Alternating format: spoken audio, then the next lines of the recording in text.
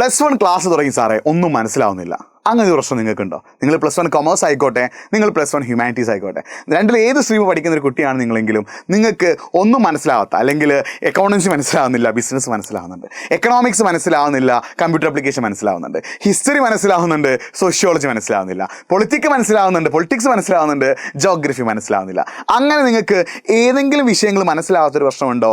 അല്ലെങ്കിൽ നിങ്ങൾക്ക് ഒരു വിഷയവും മനസ്സിലാവാത്ത പ്രശ്നമുണ്ടോ? ഉണ്ടെങ്കിൽ നിങ്ങൾ നിങ്ങളുടെ പേരും നിങ്ങൾ പഠിക്കുന്ന സ്കൂളും കൂടി ചേർത്ത് നിങ്ങൾക്ക് ടഫുള്ള വിഷയങ്ങൾ ഏതൊക്കെയാണ്, മനസ്സിലാകാത്ത വിഷയങ്ങൾ ഏതൊക്കെയാണ് എന്ത് ചെയ്യുക, ഒന്ന് കമൻറ്റ് ചെയ്യട്ടോ. സോ നിങ്ങൾ ഇക്കൊല്ലം +1 എത്തിയിട്ടുള്ള വിദ്യാർത്ഥികളാണ്. അപ്പോൾ ഇത്തവണത്തെ, അത് 2024 +1 ജോയിൻ ചെയ്ത വിദ്യാർത്ഥികൾക്കായിട്ടുള്ള ഒരു വീഡിയോ ആണ്. അപ്പോൾ ഈ വീഡിയോ നിങ്ങളുടെ ഫ്രണ്ട്സിൽ ആരൊക്കെ 2024 കൊമേഴ്സ് ആൻഡ് ഹ്യൂമാനിറ്റീസിന് ചേർന്നിട്ടുണ്ടോ അവർക്ക് മൊത്തം എന്ത് ചെയ്യുക, ഷെയർ ചെയ്യുക. കാരണം കൊമേഴ്സ് ആൻഡ് ഹ്യൂമാനിറ്റീസ് പഠിക്കുന്ന +1 വിദ്യാർത്ഥികൾക്കായിട്ടുള്ള ഒരു വീഡിയോ ആണിത്. It's me your Nafi. അപ്പോൾ വീഡിയോ പരമാവധി ഫ്രണ്ട്സിലേക്ക് ഷെയർ ചെയ്യുക. +1 കൊമേഴ്സ് ആൻഡ് ഹ്യൂമാനിറ്റീസിന് ഫുൾ അപ്ഡേറ്റ് നമ്മൾ ഈ ഒരു ചാനലിലൂടെയാണ് പ്രൊവൈഡ് ചെയ്യുക. നിങ്ങളുടെ പരമാവധി ഫ്രണ്ട്സിലേക്ക് എന്ത് ചെയ്യുക, ഈ വീഡിയോ ഒന്ന് ഷെയർ ചെയ്യുക, നമ്മുടെ ചാനൽ ഒന്ന് സബ്സ്ക്രൈബ് ചെയ്യുക, കഴിയുകയാണെങ്കിൽ വാട്സപ്പിൽ ഒന്ന് വീഡിയോ സ്റ്റാറ്റസ് ആക്കി വെക്കുക കേട്ടോ. അപ്പോൾ ശ്രദ്ധിക്കണേ, നമ്മൾ എന്താ ചെയ്യാൻ പോകുന്നത്, നിങ്ങളുടെ +1 കൊമേഴ്സ് ആൻഡ് ഹ്യൂമാനിറ്റീസ് വിദ്യാർത്ഥികളുടെ ഇഷ്യൂ ആണ് നമ്മൾ ഈ ഒരു വീഡിയോയിൽ പറയുന്നത്. 2024 +1 എത്തി നിങ്ങൾ നേരിടുന്ന ഏറ്റവും വലിയ പ്രശ്നം എന്താടാ?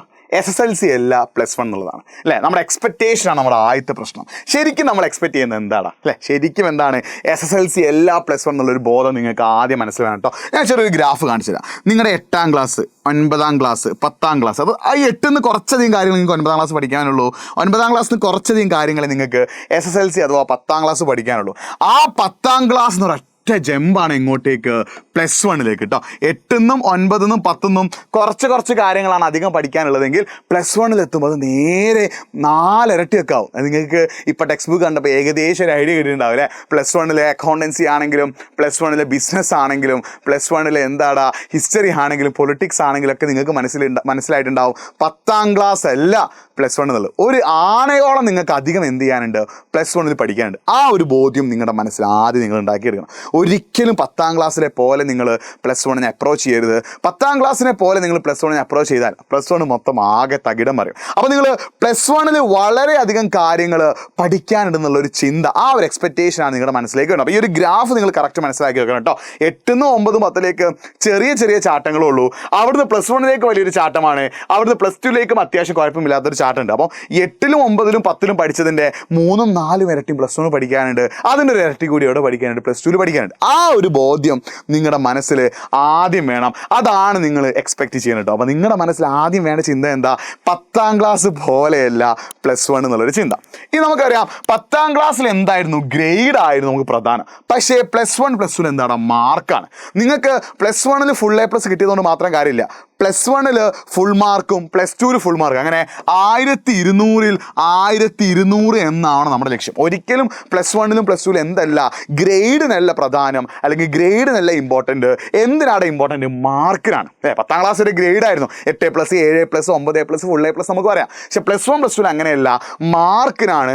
ഈ +1 +2ൻ്റെ മാർക്കിനെ ബേസ് ചെയ്തിട്ടാണ് നിങ്ങൾക്ക് നല്ല കോളേജിൽ അഡ്മിഷൻ കിട്ടുന്നത്. അവിടുന്ന് അങ്ങോട്ട് എല്ലാ ഹയർ സ്റ്റഡീസും എന്താടാ, +1 +2ൻ്റെ മാർക്കാണ്. അപ്പോൾ ഫുൾ A+നല്ല നിങ്ങൾ എയിം ചെയ്യേണ്ടത്, നിങ്ങൾ ഫുൾ മാർക്കിനാണ് നിങ്ങൾ എയിം ചെയ്യേണ്ടത്. പക്ഷേ ഈ ഫുൾ മാർക്ക് എയിം ചെയ്യുമ്പോൾ നിങ്ങൾ നേരിടുന്ന ഏറ്റവും വലിയൊരു പ്രശ്നമാണ് എന്താണ്, നിങ്ങളുടെ മനസ്സിൽ പലതിൻ്റെയും ബേസിക് ആയിട്ടുള്ള കാര്യങ്ങൾ അറിയാത്തൊരു പ്രശ്നമാണ്. ഇപ്പോൾ അക്കൗണ്ടൻസിക്കും കൊമേഴ്സ് പഠിക്കുന്ന വിദ്യാർത്ഥികൾക്ക്, അക്കൗണ്ടൻസിക്കും ബിസിനസ്സിനൊക്കെയാണ് പലതിൻ്റെയും ബേസ് അറിയാത്തൊരു പ്രശ്നമുണ്ട്. അപ്പോൾ ബേസ് അറിഞ്ഞാൽ മാത്രമേ പിന്നെ അങ്ങോട്ട് മുകളിലേക്കുള്ള കാര്യങ്ങളൊക്കെ ഉഷാറാക്കാൻ പറ്റുള്ളൂ. അപ്പോൾ അത് നിങ്ങൾ എന്ത് ചെയ്യണം, ഇപ്പം എടുക്കുക. നിങ്ങൾ 10ാം ക്ലാസ്സിൽ പഠനത്തിനായി മാറ്റി വെച്ചതിൻ്റെ ഒരു 2-3 മണിക്കൂർ അധികം സമയം നിങ്ങൾ എന്ത് ചെയ്യണം, +1 മാറ്റി വെക്കണം കേട്ടോ. ഈ ഫുൾ A+ സിൻഡ്രം എന്നൊരു സിൻഡ്രം നിങ്ങൾ മാറ്റി വെക്കണം. അതായത് 10ാം ക്ലാസ്സിൽ എല്ലാവർക്കും എന്താ, എനിക്ക് ഫുൾ A+, ആ ഒരു ചിന്ത നിങ്ങൾ +1 മാറ്റി വെക്കണം. ഫുൾ മാർക്ക് ആവണം നിങ്ങളുടെ ചിന്ത.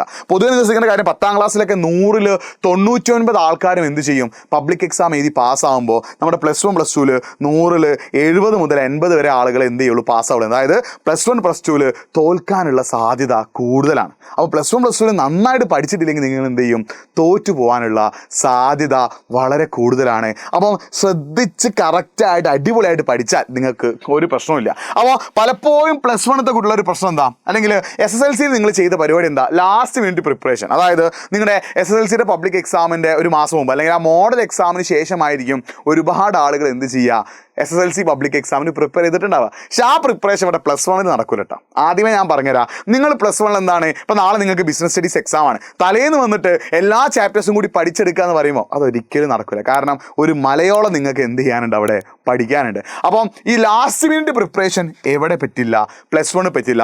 നിങ്ങൾ സ്ഥിരമായിട്ട് ഡെയിലി ഒരു 2 മണിക്കൂറെങ്കിലും നിങ്ങൾ പഠനത്തിനായിട്ട് മാറ്റി വെക്കുക. അല്ലെങ്കിൽ ആഴ്ചയിൽ ഒരു 4 ദിവസമെങ്കിലും ഡെയിലി 2 മണിക്കൂർ വെച്ച് നിങ്ങൾ പഠനത്തിനായിട്ട് മാറ്റി വെക്കുകയാണെങ്കിൽ മാത്രമേ മക്കളെ നിങ്ങൾക്ക് എന്ത് ചെയ്യുള്ളൂ, +1 ഫുൾ മാർക്ക് എന്ന ലക്ഷ്യം നേടിയെടുക്കാനാവുള്ളൂ. അല്ലാതെ നിങ്ങൾ എല്ലാ +1 മൊത്തം സമയം കളിച്ച് നടന്നിട്ട് അവസാനത്തെ പബ്ലിക് എക്സാമിൻ്റെ തലേന്ന് വന്ന് മാത്രം പഠിച്ചിട്ട് ഒരു കാര്യവുമില്ല. ലാസ്റ്റ് മിനിറ്റ് പ്രിപ്പറേഷൻ എന്ന് പറയുന്നത് +1 +2നെ സംബന്ധിച്ചിടത്തോളം അട്ടർ ഫ്ലോപ്പാണ്. നിങ്ങൾ ജസ്റ്റ് പാസ്സായേക്കും അല്ലേ, നിങ്ങൾക്ക് എന്ത് ചെയ്യാൻ പറ്റും, ചിലപ്പോൾ ജസ്റ്റ് ഒന്ന് പാസ്സാകാൻ പറ്റിയേക്കും. പക്ഷേ 1200-ൽ 1200 എന്ന നമ്മുടെ ഫുൾ മാർക്ക് ലക്ഷ്യത്തെ എന്ത് ചെയ്തേക്കാം, അത് തകർത്തേക്കാം. അപ്പം നിങ്ങൾ മനസ്സിലാക്കി വെക്കേണ്ട എന്താ, ഒരിക്കലും ലാസ്റ്റ് മിനിറ്റ് പ്രിപ്പറേഷൻ അല്ല നമുക്ക് വേണ്ടത്. നമുക്ക് വേണ്ടത് എന്താ, കൺസിസ്റ്റൻറ്റ് വർക്കാണ്. സ്ഥിരമായിട്ട് നമ്മൾ എന്ത് ചെയ്യണം, പണിയെടുക്കണം. ഇപ്പം നിങ്ങൾക്ക് എന്ത് ചെയ്യാണ്, ബിസിനസ് സ്റ്റഡീസ് അല്ലെങ്കിൽ അക്കൗണ്ടൻസിലെ ഫസ്റ്റ് ചാപ്റ്റർ എല്ലാവർക്കും കഴിഞ്ഞിട്ടുണ്ടാവും അല്ലേ. നിങ്ങൾ ആ ഒരു കാര്യം കൂടി കമൻറ്റ് ചെയ്യണേ. നിങ്ങളുടെ സ്കൂളിൽ ഏതൊക്കെ സബ്ജക്റ്റിൻ്റെ എത്രയൊക്കെ ചാപ്റ്റേഴ്സ് കംപ്ലീറ്റ് ചെയ്തു, അത് ബിസിനസ് ആണെങ്കിലും അക്കൗണ്ടൻസി ആണെങ്കിലും എക്കണോമിക്സ് ആണെങ്കിലും ഹിസ്റ്ററി ആണെങ്കിലും പൊളിറ്റിക്സ് ആണെങ്കിലും ജോഗ്രഫി ആണെങ്കിലും നിങ്ങൾ കൊമേഴ്സ് ആൻഡ് ഹ്യൂമാനിറ്റീസിൽ നിങ്ങൾക്ക് ഓരോ സബ്ജക്റ്റിലും എത്ര ചാപ്റ്റേഴ്സ് കംപ്ലീറ്റ് ചെയ്തു, ആ ഒരു കാര്യം കറക്റ്റായിട്ട് എന്ത് ചെയ്യുക, ഒന്ന് കമൻറ്റ് ചെയ്യുക കേട്ടോ. അപ്പോൾ നമുക്ക് ഇതിനുള്ളൊരു സൊല്യൂഷൻ, ഈ +1 ഈ ഒരു പ്രോബ്ലം, ആ ഗ്രാഫിൻ്റെ പ്രോബ്ലം ഞാൻ കാണിച്ചു തന്നില്ലേ, അതായത് 8, 9, 10 അവിടുന്ന് +1 ഇങ്ങനെയാണ്, അവിടുന്ന് +2 ഇങ്ങനെയാണ് അല്ലേ, 8, 9, 10 അവിടുന്ന് +1 ഇങ്ങനെയാണ്, +2 ഇങ്ങനെയാണ്. അപ്പോൾ ഇതിനുള്ള ഓൺലി സൊല്യൂഷൻ, അതായത് ഈ വലിയൊരു ചാട്ടത്തെ മറികടക്കാനുള്ള ആകെ ഒരു സൊല്യൂഷൻ എന്ന് പറഞ്ഞാൽ എന്താ, കൺസിസ്റ്റൻറ്റ് വർക്ക്. സ്ഥിരമായിട്ട് നിങ്ങൾ പഠിക്കണം. സ്ഥിരമായിട്ട് പഠിക്കുമ്പോൾ നിങ്ങൾ ശ്രദ്ധിക്കേണ്ട കാര്യം, PYQ നന്നായിട്ട് റെഫർ ചെയ്യണം, നോട്ടും നന്നായി റെഫർ ചെയ്യണം. PYQും നോട്ടും നന്നായിട്ട് റെഫർ ചെയ്ത് പഠിച്ചാൽ മാത്രമേ നിങ്ങൾക്ക് +1 നല്ല അടിപൊളിയായിട്ട് പഠിക്കാൻ പറ്റുള്ളൂ. അതിനായിട്ട് ഓൾറെഡി നമ്മൾ എജ്യൂപോഡിൻ്റെ പ്രീമിയം ബാച്ച്, എജ്യൂപോഡിൻ്റെ പെയ്ഡ് ബാച്ച് നമ്മൾ എന്ത് ചെയ്തിട്ടുണ്ട്, നമ്മൾ ഓൾറെഡി സ്റ്റാർട്ട് ചെയ്തിട്ടുണ്ട്. എജ്യൂപോഡിൻ്റെ പെയ്ഡ് ബാച്ച് ഓൾറെഡി നമ്മൾ എന്ത് ചെയ്തിട്ടുണ്ട്, സ്റ്റാർട്ട് ചെയ്തിട്ടുണ്ട്. അപ്പോൾ കുറേ കുട്ടികൾ ഇപ്പം തന്നെ ഓൾറെഡി നമ്മുടെ കൊമേഴ്സ് ആൻഡ് ഹ്യൂമാനിറ്റീസിൻ്റെ +1 ബാച്ചിൽ ജോയിൻ ചെയ്ത ആളുകളുണ്ട്. നിങ്ങൾക്ക് ജോയിൻ ചെയ്യാൻ താല്പര്യമുണ്ടെങ്കിൽ 9207998855 എന്ന നമ്പറിലേക്ക് എന്ത് ചെയ്യുക, ഒന്ന് വിളിക്കട്ടോ. കാരണം നിങ്ങൾക്ക് നിങ്ങളുടെ കാര്യം നോക്കാൻ ഒരു ക്ലാസ് ടീച്ചറായുള്ള മെൻറ്റർ അവൈലബിൾ ആണ്. ഡൗട്ട് ക്ലിയറൻസ് സെഷൻ ഉണ്ട്, PYQs ഉണ്ട്, നോട്ട് ഉണ്ട്. അതേപോലെ നിങ്ങൾ പഠിക്കുന്ന സബ്ജക്റ്റിൻ്റെ വളരെ അടിപൊളിയായിട്ടുള്ള ഷോർട്ട് ആയിട്ടുള്ള ടോപ്പിക് വൈസ് ആയിട്ടുള്ള ക്ലാസ്സുകളുണ്ട്, PYQs ഉണ്ട്, എല്ലാം നമ്മൾ പ്രൊവൈഡ് ചെയ്യുന്നുണ്ട്. അതിനായിട്ട് നിങ്ങൾ എന്ത് ചെയ്യുക, 9207998855 എന്ന നമ്പറിലേക്ക് എന്ത് ചെയ്യുക, ഒന്ന് വിളിച്ചിട്ട് നമ്മുടെ +1 കൊമേഴ്സ് ആണെങ്കിൽ ഹ്യൂമാനിറ്റീസ് ആണെങ്കിൽ ഈ ഒരു ബാച്ചിലേക്ക് ജോയിൻ ചെയ്യട്ടോ. മറ്റൊരു ഇമ്പോർട്ടൻ്റ് ആയിട്ടുള്ള കാര്യം, നിങ്ങൾ യൂട്യൂബിലെ ക്ലാസ്സിനായിട്ടാണ് വെയിറ്റ് ചെയ്യുന്നതെങ്കിൽ, കാരണം ഞങ്ങളുടെ കയ്യിൽ പൈസ ഇല്ല സാറേ, ചില്ലറ പൈസ വരുന്നുള്ളൂ, നിങ്ങളെ നമ്പറിൽ വിളിച്ച കറക്റ്റ് ഫീ ഡീറ്റെയിൽസ് അവർ പറഞ്ഞു കേട്ടോ. ഇനി നിങ്ങളുടെ കയ്യിൽ ചിലവാക്കാൻ പണമില്ല, എൻ്റെ കയ്യിൽ പൈസ ഇല്ല, അല്ലെങ്കിൽ എനിക്ക് പെയ്ഡ് ബാച്ചിൽ ജോയിൻ ചെയ്യാൻ താല്പര്യമില്ലെങ്കിൽ, നമ്മൾ ഇടയ്ക്കിടയ്ക്ക് നമ്മൾ യൂട്യൂബിൽ ലൈവ് തരും, എപ്പോഴും തരില്ല, ഇടയ്ക്കിടയ്ക്ക് വല്ലപ്പോഴൊക്കെ തരും. സോ അതിൻ്റെ ഒരു സ്റ്റഡി പ്ലാൻ്റെ അപ്ഡേറ്റ്സ് നമ്മുടെ ചാനൽ നമ്മൾ അവൈലബിൾ ആയിരിക്കും. സോ ആ ലൈവിനായിട്ട് നിങ്ങൾ വെയിറ്റ് ചെയ്യുക. ബാക്കി കാര്യങ്ങളൊക്കെ നിങ്ങൾ കമൻറ്റ് ബോക്സിൽ ടൈപ്പ് ചെയ്യുക. അപ്പോൾ എല്ലാവർക്കും +1 അടിപൊളിയായിട്ട് നല്ല ഫുൾ മാർക്ക് തന്നെ കിട്ടട്ടെ. വീണ്ടും കാണാതിരിക്കും. ബൈ.